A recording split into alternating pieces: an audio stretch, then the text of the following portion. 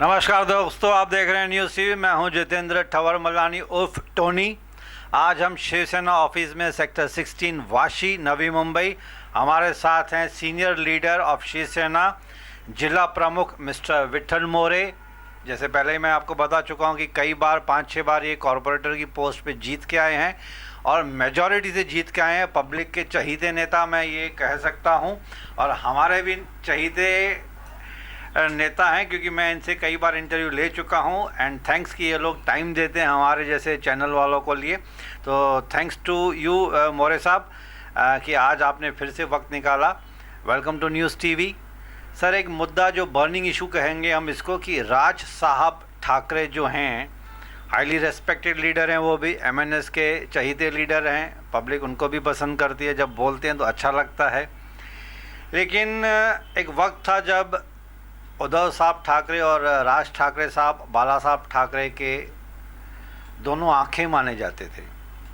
फिर अचानक से कुछ हुआ आपस में। राज साहब ठाकरे थोड़ा सा नाराज़ होकर शिवसेना से अलग हो गए, अपनी पार्टी बना ली। ठीक है, उनकी रेस्पेक्ट आज भी है महाराष्ट्र में, ऐसा नहीं है। वो भी एक होल्ड करते हैं अच्छी सी पोस्ट। लेकिन अब रिसेंटली ये देखा गया है कि हनुमान चालीसा के ऊपर जो राज साहब ठाकरे ने एक इशू बनाया है इसका, कि मस्जिदों से लाउड स्पीकर निकाले जाएं। नहीं, 4 मई तक उन्होंने अल्टीमेटम दिया था, अगर नहीं निकाले तो मैं जहाँ जहाँ पे लाउड स्पीकर चलेंगे मस्जिद के बाहर अजान होगा, तो मैं और मेरे टीम मेंबर्स एमएनएस के उनसे दुगनी आवाज़ में हनुमान चालीसा पढ़ेंगे। तो इसके लिए सरकार थोड़ी सी अलर्ट हो गई कि अब राज ठाकरे ने वार्निंग दी है तो वो करके भी दिखा सकते हैं। तो उनके जो टीम मेंबर्स हैं एमएनएस के, हर मस्जिद के बाहर खड़े रहे। हालांकि राज साहब ठाकरे खुद घर पे थे, लेकिन उनके नाम पे एक एफआईआर भी लॉन्च हुई औरंगाबाद में। औरंगाबाद के कोर्ट ने कहा कि राज साहब ठाकरे को अरेस्ट किया जाए। वो हुआ नहीं अभी तक। अब उसके पीछे आप ही बताएं क्या रीज़न हो सकता है। लेकिन सर, ये अचानक से क्या हुआ कि राज साहब ठाकरे इतने नाराज़ हो गए शिवसेना गवर्नमेंट के खिलाफ, महाराष्ट्र गवर्नमेंट के खिलाफ? महाराष्ट्र गवर्नमेंट के खिलाफ राज ठाकरे जी नाराज हुए, ये बात जायज़ नहीं है। क्यों? उन्होंने जो बात की है उस बात को कानून के जो दायरे पर उनको चेक करना चाहिए। जैसे कि मस्जिद पर जो लगे हुए भोंगे, अभी कानूनी तौर पर अगर सुप्रीम कोर्ट ने ऑर्डर दिया है कि उसका डिसिबल कम हो, कंट्रोल में हो, तो उसको कंट्रोल करने के लिए सुप्रीम कोर्ट ने ऑर्डर दिया, तो पुलिस की जिम्मेदारी है। अभी उसमें पॉलिटिकल इशू नहीं बनता है। ये कानूनी इशू है। अगर किसी को जानबूझकर इसको पॉलिटिकल इशू बनाना है तो बना सकता है। उसका नतीजा क्या होता है आप देखा।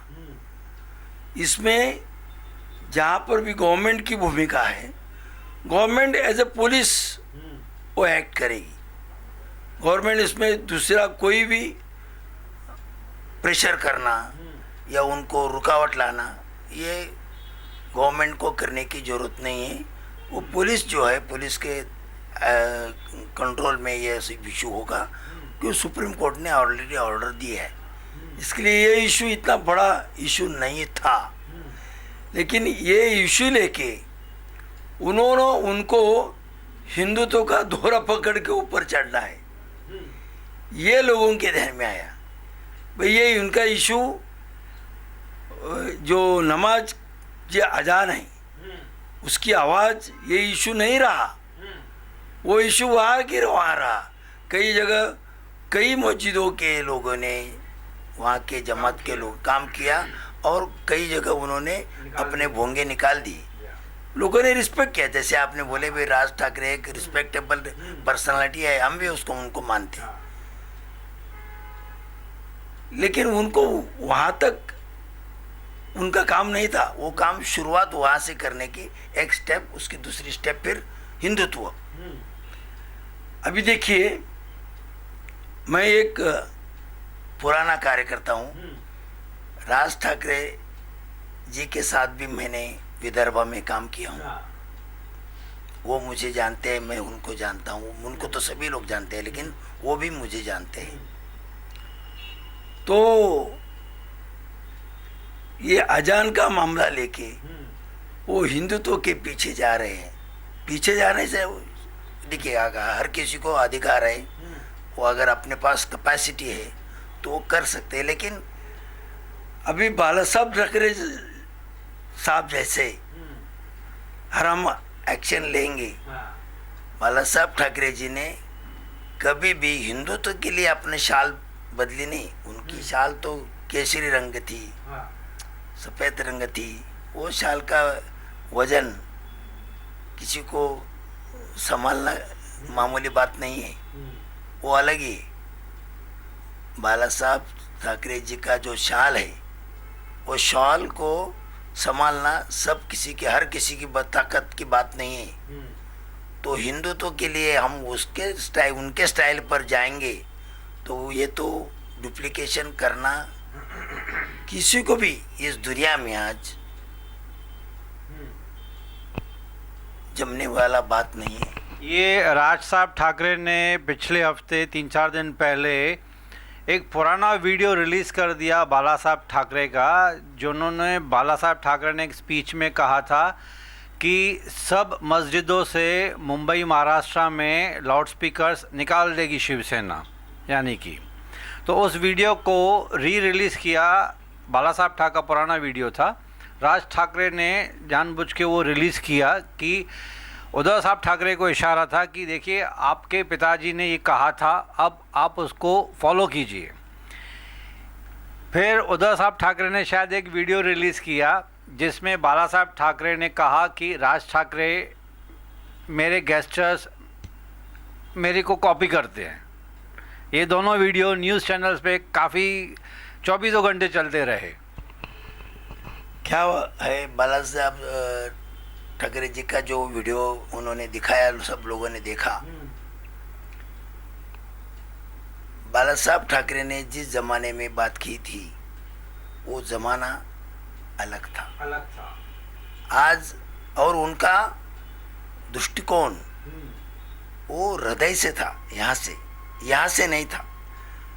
आज आपको आपकी पार्टी मुश्किल में है, अड़चन में है। आपके पार्टी को बेस बनाने के लिए आप बाला साहब ठाकरे जी का वीडियो आज आप पेश कर रहे हो। ऐसे वक्त में लोग आपकी बात क्यों सुनेंगे? बाला साहब ठाकरे ने किस सिचुएशन में वो बात की थी और उनका इंटेंशन क्या था, और आपने किस सिचुएशन बात कर रहे हैं और आपका इंटेंशन क्या है, ये दोनों का फर्क लोग जानते हैं। और इसके लिए आप वो वीडियो दिखाकर उद्धव साहब को या शिवसेना को कम दिखा नहीं सकते। वो ऐसा कम लेवल में नहीं देख सकते। लोगों को पूरा मालूम है। आज हम ये नहीं बोल रहे आपको क्या विरोध हो रहा है, वो आप देखो, और आपको विरोध करने वाले लोग देखो। शिवसेना अपनी जगह पर बड़े मजबूती से काम कर रहे हैं और काम करते रहेंगे। आपकी कमजोरी ये हमारी ताकत कभी नहीं होगी। आपकी कमजोरी ये हमारी ताकत कभी नहीं होगी। हमारी ताकत है, हमारी मेहनत हमारी ताकत है। हम जनता के लिए जो काम करेंगे, जो हमारे ज़रूरतमंद लोग हैं उनके लिए जो काम करेंगे, वो हमारी ताकत है। हम उनको तैयार करेंगे, उनको ताकत देंगे, उनको एक समाज के तौर पर खड़ा करेंगे, ये हमारी ताकत है। आपकी कमजोरी क्या है, उसको निभाना। हाँ, जब जरूरत पड़ेगी हम आपका संरक्षण करने के लिए हम हैं। शिवसेना है। शिवसेना इधर कोई डिफरेंसेस नहीं रखती, कोई प्रांतीय डिफरेंस, कोई भाषा का डिफरेंसेस, कोई पॉलिटिकल डिफरेंसेस भी नहीं रखती। जब हमारी शिवसेना की जहाँ पर जब जरूरत हो तब शिवसेना वहाँ पर पहुँचती है। ये हमारा काम करने का तरीका है। बाला साहब ने जो हमें सीख दी है, ये सीख ये है कि जिन्होंने आपके कंधे पर मान रखी है, सर रखा है, ये खंदा मजबूत होना चाहिए, उनको सपोर्ट करो, ये हमारी सीख है। हम उससे उस तरीके से काम करेंगे। लेकिन सर अभी राज ठाकरे ने 1-2 दिन पहले मेरे ख्याल से honourable chief minister mister Uddhav Thackeray को एक लेटर चिट्ठी लिखी है कि 28,000 के आसपास एमएनएस वर्कर्स को नोटिस दिया गया है या फिर समन्स भेजे गए हैं, ये हनुमान चालीसा न पढ़ने की वजह से कि आप खुद को कंट्रोल में रखें। 28,000 एमएनएस वर्कर्स को नोटिस दिया गया है और राज ठाकरे साहब ने ऐसे टीवी न्यूज़ चैनल में मैंने देखा कि उद्धव साहब ठाकरे महाराष्ट्र सीएम को एक चिट्ठी लिखी है कि आप मेरे पेशेंस को और ज़्यादा मत आजमाओ, ये मेरे पेशेंस को आप हद से ज़्यादा ये कर रहे हो। इसका क्या मतलब है सर? ये जो राज ठाकरे साहब ने उद्धव साहब को जो चिट्ठी लिखी है ना, ये राज साहब ठाकरे की गलतफहमी है। क्यों? जो लोगों ने हनुमान चालीसा या आपका ये अजान की वजह से जिनके ऊपर एक्शन पुलिस ने ली, ये पुलिस की जिम्मेदारी है। ये उद्धव साहब बोलते नहीं, as a government, as a chief minister वो बोलेंगे, क्यों? आखिर में पुलिस उनकी है, उनको पुलिस को अपना कानून संभालना है, लॉ एंड ऑर्डर उनको रखना है। तो उसके लिए क्या करना है? वो अभी 28,000 लोग हैं, अगर उन लोग लॉ एंड ऑर्डर को डिस्टर्ब कर रहे हैं तो उनको कंट्रोल करना जरूरी है। अगर वो समझो कल कुछ गलत हुआ तो उसकी जिम्मेदारी किसके ऊपर आएगी? जनता को कौन संभालेगा? जनता को संरक्षण देना तो चीफ मिनिस्टर का काम है, वो चीफ मिनिस्टर करेंगे। ऐसे टाइम में आप अगर उनको कोई थ्रेट दे रहे हैं, चैलेंज कर रहे हैं, तो उनके पास भी कुछ ताकत है ना? क्या उनके पास ताकत नहीं है? राज ठाकरे को जो मालूम है ना कि शिवसेना भी यहाँ पर है, शिवसेना से वो निकल के गया और उन्होंने मन से निकाला ना, तो उनको ये जानकारी होगी कि ये शिवसेना है और शिवसेना इधर शिवसेना करके आपको अपोज नहीं हो रहा है। आपको गवर्नमेंट और पुलिस, गवर्नमेंट की जो जिम्मेदारी है अपने राज्य को लॉ एंड ऑर्डर के मुताबिक साइलेंट रखना, डिसिप्लिन रखना और उनको लॉ एंड ऑर्डर से ठीक रखने के लिए जो भी जरूरी है वो काम करना, ये पुलिस का काम है। और पुलिस आपको नोटिस दे रही है, अगर आपको नोटिस नहीं आना चाहिए तो इनडिसिप्लिन बन रही है, आंदोलन करना चाहिए। आंदोलन कौन नहीं करता है? आंदोलन तो अपने देखो, महात्मा गांधी जी ने आंदोलन हमेशा हमारे पास शस्त्र दिया है, वो शस्त्र का उपयोग हम लोग अच्छे काम के लिए करना चाहिए। वो आप जो काम कर रहे हैं, मैं ये नहीं बोल रहा हूँ आप गलत कर रहे हैं, वो आपकी आइडिया है। आपको जो काम करना है, किस तरह करना है, वो आपकी आइडिया है। लेकिन वो अगर समाज को, वो अगर आम जनता को उसकी तकलीफ हो रही है तो वो गलत है। और इसके लिए वो गलत को कंट्रोल करने के लिए पुलिस है, और पुलिस आपको नोटिस दे रही है, उसका आप दोष अगर उद्धव साहब को या गवर्नमेंट को देंगे, वो आपकी गलती, आपकी गलतफहमी। सर लेकिन अभी बहुत सारे दूसरे पॉलिटिकल लीडर्स या जानबूझ के छेड़खानी करने के लिए कह रहे हैं कि औरंगाबाद कोर्ट ने एफआईआर लॉन्च कर दी थी औरंगाबाद में और अरेस्ट करने के लिए बोला था महाराष्ट्र सरकार को कि मिस्टर राज ठाकरे को आप अरेस्ट कर दीजिए। तो ये बहुत सारे लोग जैसे बोल रहे थे कि वाई महाराष्ट्र सरकार ने अभी तक मिस्टर राज ठाकरे को अरेस्ट क्यों नहीं किया है, जब औरंगाबाद हाई कोर्ट ने ऑर्डर्स इशू कर दिए थे। देखिए, कोर्ट ने ऑर्डर दिया है, लेकिन मैं जैसे बोला, लॉ एंड ऑर्डर का सिचुएशन देखने के बाद ही पुलिस अरेस्ट कर सकती है।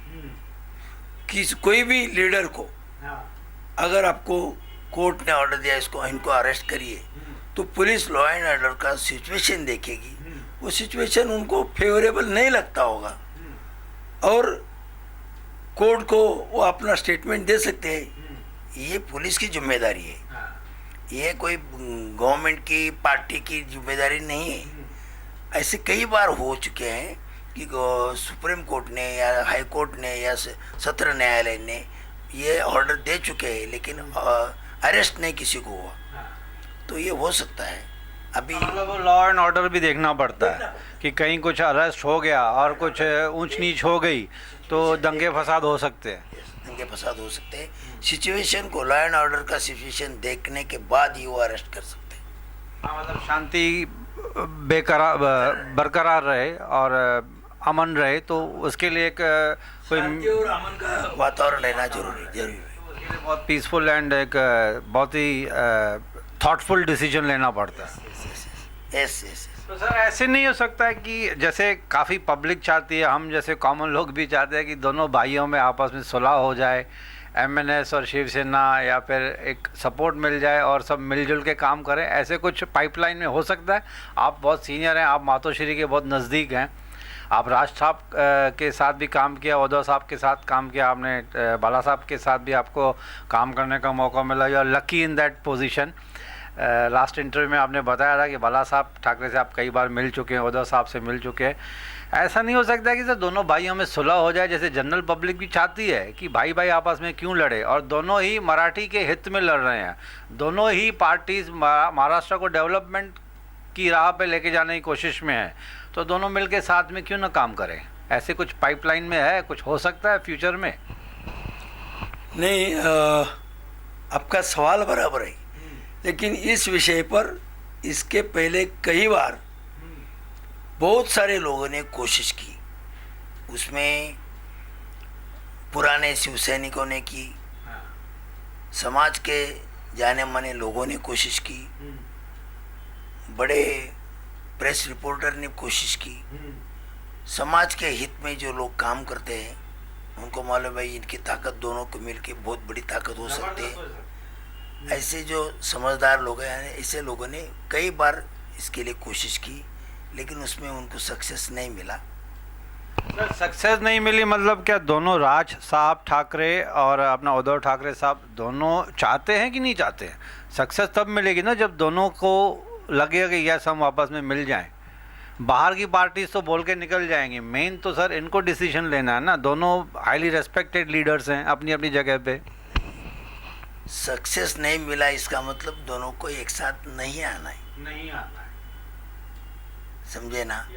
क्यों अभी जो इंसिडेंट्स दिख रहे हैं इससे ये लगता है कि अभी इनको एक साथ नहीं आना है। रही बात, अभी देखिए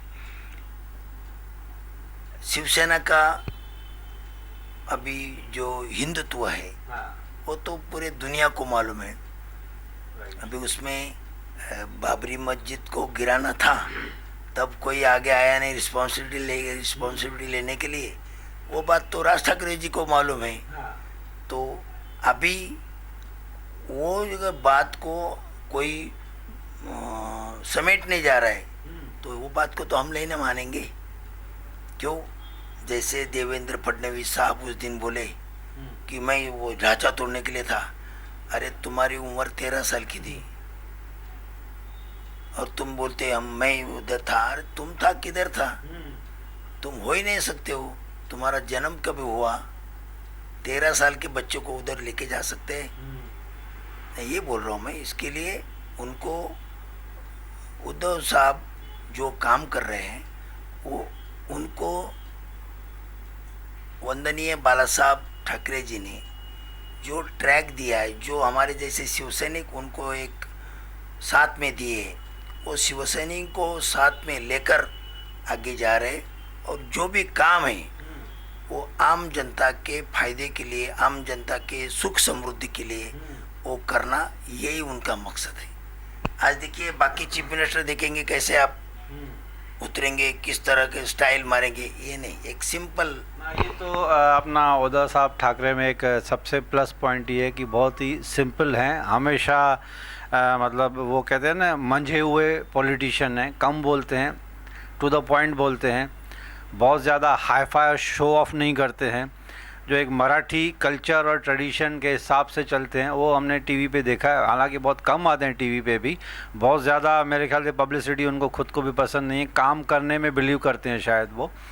तो सर ये मतलब जब दोनों भाई आपस में चाहेंगे वो तो वक्त ही आएगा कि जैसे पब्लिक चाहती है कि दोनों भाई मिलके काम करें in the benefit and for the betterment of the entire Maharashtra. वो तो खैर हम भी दिल से दुआ चाहेंगे कि जैसे बाला साहब ठाकरे का सपना था कि दोनों भाई मिलके काम करें, महाराष्ट्र की डेवलपमेंट करें, एंड वक्त बताएगा वो तो अभी।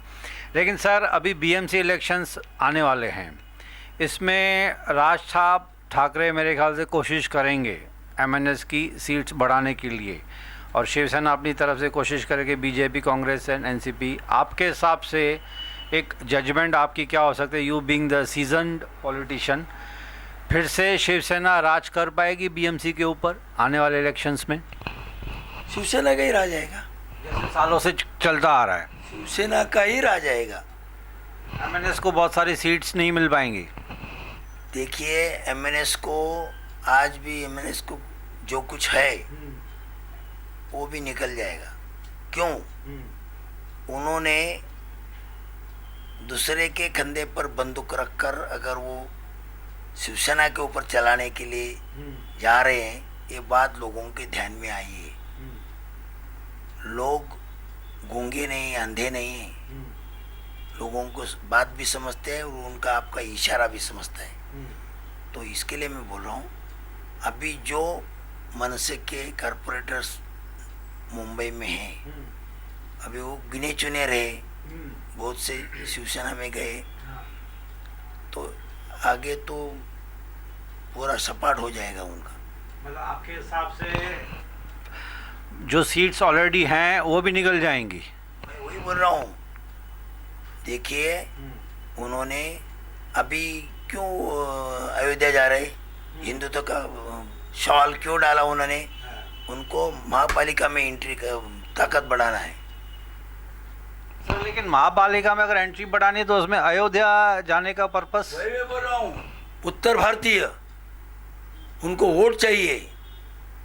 क्यों? मराठी वोट उनको कितने मिलेंगे? अच्छा, उनकी गलतफहमी है, मराठी वोट उनको कितने मिलेंगे? तो उनको अगर अयोध्या में गए, अयोध्या में उनका स्वागत हुआ, तो यहाँ पर उनको वोट मिलेंगे इलेक्शन, कॉरपोरेशन के इलेक्शन में। अभी वो भी मौका नहीं है, उधर की सिचुएशन आप जानते हैं क्या चल रहा है। नहीं, लेकिन अभी जो मुंबई में एक उनकी विंग है, उत्तर भारतीय विकास विंग है, उनके जो मेरे ख्याल से लीडर हैं मिस्टर सुनील, कुछ अच्छे से नाम है उनका, उन्होंने तो कहा है कि जब तक राज साहब ठाकरे माफ़ी नहीं मांगेंगे कि उन्होंने उत्तर भारतीयों के ऊपर जो जुल्म किए थे उसकी अगर तहे दिल से माफ़ी नहीं मांगेंगे, तो उन्होंने यूपी के सीएम को कहा है कि सर आप इनको एंटरटेन मत कीजिए राज ठाकरे को, और उनको एंट्री भी मत दीजिए वहाँ पे। वही बोल रहा हूँ, ये जो सब माहौल चल रहा है ना, वो उन्होंने जिस तरह काम किया अपना, देखिए ये देश में कानून है, कानून का राज्य है, हम लोग कानून को रिस्पेक्ट करके चलना चाहिए। हमारे पास ताकत है, उसका अगर गलत इस्तेमाल करेंगे तो वो दादागिरी होगी। दादागिरी से आप कोई चीज़ बदलाव नहीं कर सकते। आप कानून के तरफ जाएंगे तो कानून से हर चीज़ बदल हो सकती है, जो गलत है उसको हम सुधार सकते हैं। लेकिन उन्होंने नहीं किया, उन्होंने अपनी ताकत से काम किया और आज मुश्किल में आए। मैं ये नहीं बोलूँगा मुश्किल में, शायद उनको लगता होगा मुश्किल में हम नहीं है, तो हम उनको ब्लेम नहीं कर रहे, लेकिन जो सिचुएशन दिख रही है उनको फेस करना है। जो अभी उत्तर प्रदेश में अयोध्या में जो सिचुएशन निर्माण हुई है, ब्रजभूषण सिंह ने जो वहाँ पर ऐलान किया है, आज तो उन्होंने बोला है नहीं नहीं नहीं, तो ये सिचुएशन हमने नहीं, मतलब एंट्री नहीं देंगे, माफी मांगो भी नो एंट्री, ये बोला आज। कल तो बोले नहीं आप संतों का माफी मांगो, हमारा नहीं, मत संतों का माफी मांगो, हमें कोई ये नहीं। लेकिन आज ये बोल रहा है आप माफी मांगने के बाद भी आपको इधर एंट्री नहीं मिलेगा। और कौन आता है माय का लाल, अच्छा ऐसा बोला उन्होंने। तो प्राइम मिनिस्टर भी उनको, वो तो यहाँ वहाँ का बाहुबली है, तो इसके लिए हम उनके जमेले में जाना नहीं चाहते। उनको जो करना है, जैसा करना है वो अपनी ताकत पर करेंगे। लेकिन आप महाराष्ट्र में कोई भी हो, उनको संरक्षण देना महाराष्ट्र गवर्नमेंट का और शिवसेना का कर्तव्य है। ये हम हमारा कर्तव्य निभाएंगे। तो दोस्तों, ये थे हमारे seasoned politician, experienced politician mister Vitthal मोरे, शिवसेना के सीनियर लीडर हैं। इन्होंने बहुत अच्छी तरह से इस बात को खुलासा किया। हम मीडिया जर्नलिस्ट और कॉमन पब्लिक तहे दिल से चाहेंगे कि दोनों भाई बाला साहब ठाकरे के जो left hand and right hand माने जाते थे किसी टाइम पे, दोनों मिलके काम करें और महाराष्ट्र की डेवलपमेंट इसी में मराठी मानुस का जो हित है, जो ट्रेडिशन कल्चर को आगे बढ़ाने की कोशिश है, एमएनएस की भी है, शिवसेना की भी है। तो हमारी तो तहे दिल से ही रिक्वेस्ट रहेगी कि सब मिलके जुल के काम करें ताकि पूरी महाराष्ट्र में एक डेवलपमेंट की लहर चले। महाराष्ट्र इज़ ऑलरेडी डेवलप्ड, नाम कमाया है महाराष्ट्र ने, और भी डेवलपमेंट हो, नौकरियां हो, इंफ्रास्ट्रक्चर इम्प्रूवमेंट हो। तो इसी पॉजिटिव नोट पे मैं मोरे साहब का धन्यवाद करता हूं और ब्रेक के बाद मिलेंगे एक आखिरी सब्जेक्ट। इनको भी कहीं मीटिंग में जाना है, इनका ज़्यादा वक्त मैं नहीं लेना चाहता हूं, लेकिन एक छोटा सा ब्रेक लेने के बाद एक नए सब्जेक्ट के साथ मोरे साहब के साथ वापस मिलेंगे एक छोटी सी ब्रेक के बाद।